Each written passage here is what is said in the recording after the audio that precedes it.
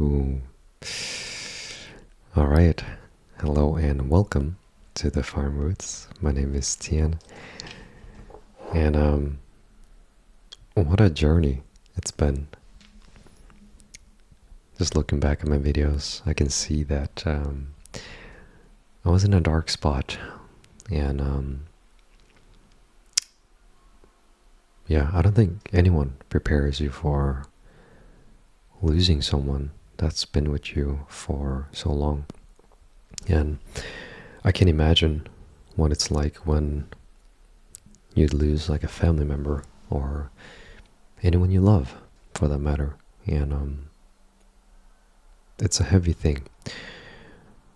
At least in my experience, I was in a relationship for 13 years and we departed, but it was a mutual and a beautiful ending. So there's nothing wrong about that, but it was more so the energy that kind of separates. So it's like this, like what do I do with this energy that I used to pour into another person? And so I didn't know what to do. And so why does my camera keep falling down? But anyhow, it was that type of, I wouldn't call it a void, but it was like this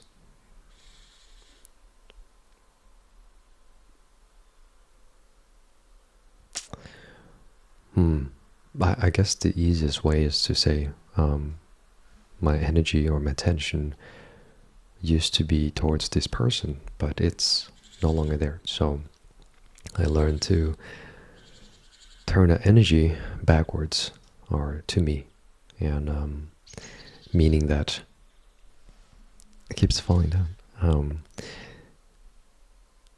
I think it's about to, I think his lifespan is about to expire. But anyhow, it meant that, like, what does it mean to turn it backwards to me? Was essentially the journey and the question I had to ask and figure out. And so during this time, I had a new job as well. So I was adapting to new environments, and I knew it was going to be a rough patch.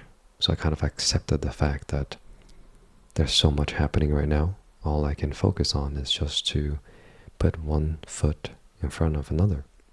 And so once I got my schedule figured out or work situation figured out, that's when I could finally turn that energy backward, or figure out where to put that energy. And so it first began with the thought of what does it mean to love myself? What does it mean to give myself the attention? And what does it mean to take care of myself? And some of the conclusion I came to these questions were, maybe I'm the one that's sliding down, not the camera. Okay. One of the conclusions or the answers that I came out of this was, what does it look like if I were to care for someone else? And that is like giving the attention and time.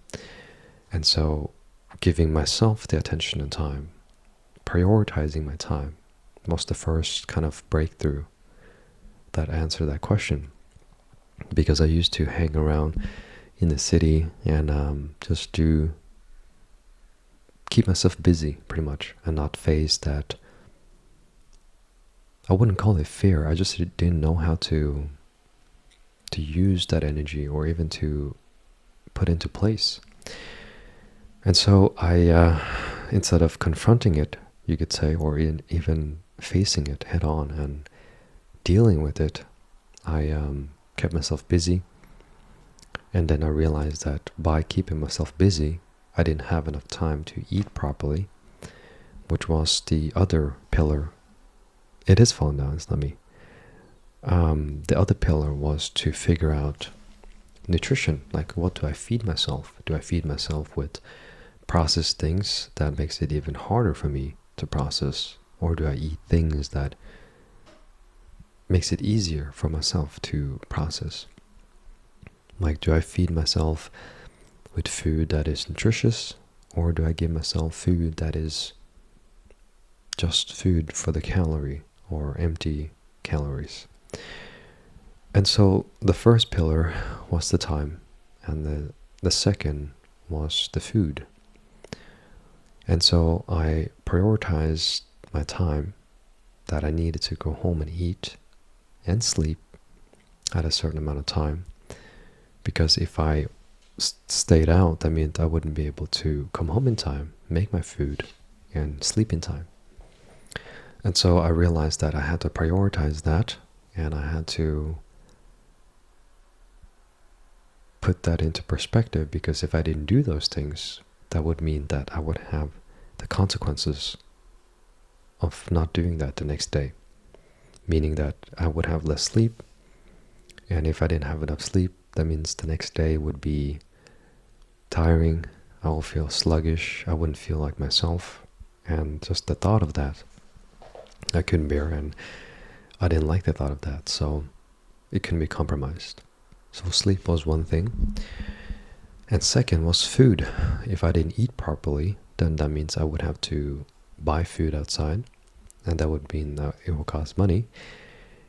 I have no problem spending money on food when it comes to nutrition, but I just thought about the sustainability of doing that, and also I can't control what goes into the food. So that means I could eat food that's unsanitary, or the nutrition wouldn't be as optimal.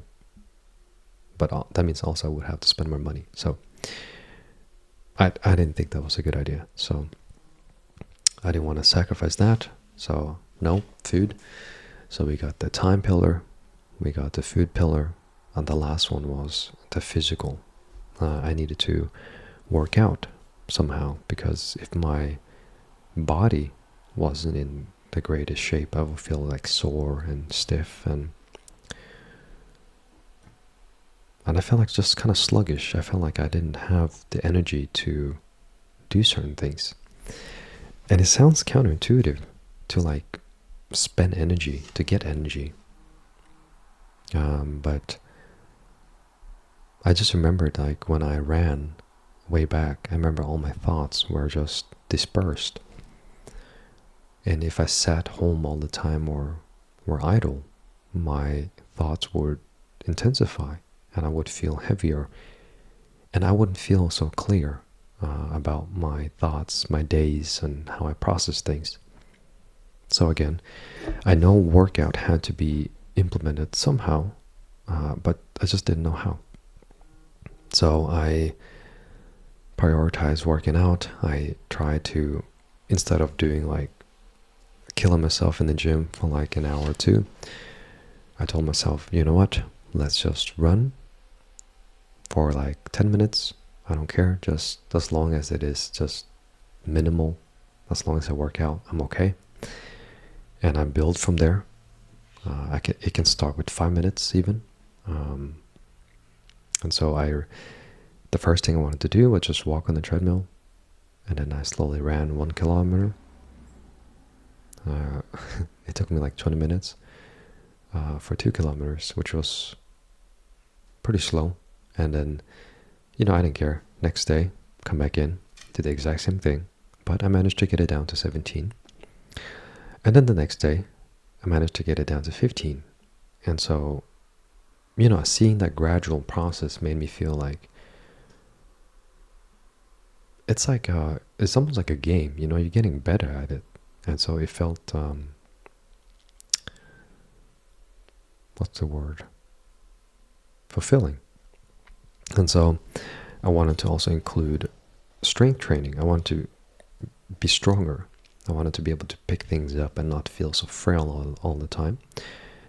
But I knew that I didn't want to do like just look big. I wanted to be like strong and dense and not like hypertrophy. Look good, but it's not functional. Nothing wrong with that. It was just my philosophy of working out is to be functional, movement-wise. So strength in movement, strength in functional movement. I guess that's the best way to put it. The sun is coming up. I think this is about to end it. But essentially, to sum it up, yeah, things are getting better, and I also realized that no one is coming to save me, because there was this feeling that I wish that someone just could come and save me, but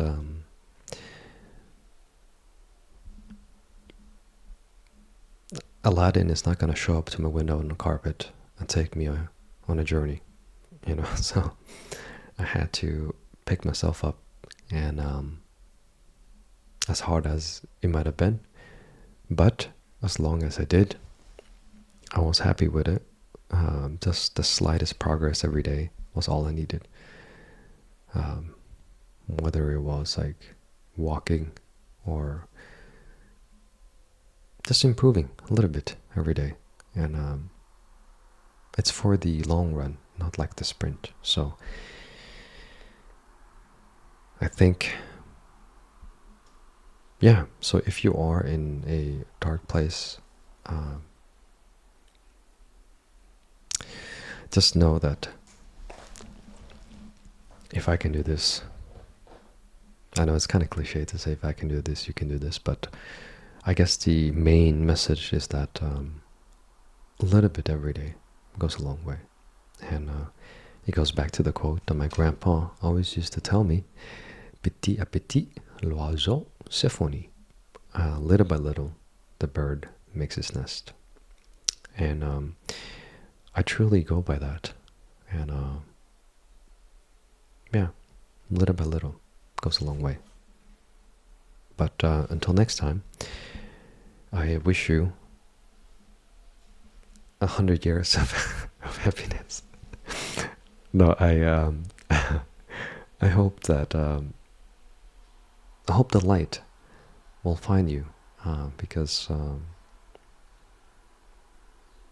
not that it has to find you, it is within you. I just hope that it can shine and bring you out of, if you are in a dark place, to bring you out, because being in a dark space is no fun. And it also makes me stronger. I feel like it's as cliche and as weird that might sound, but it does make you stronger by coming out of there, and know that it just takes time, and be kind to yourself. And I see you in the next one.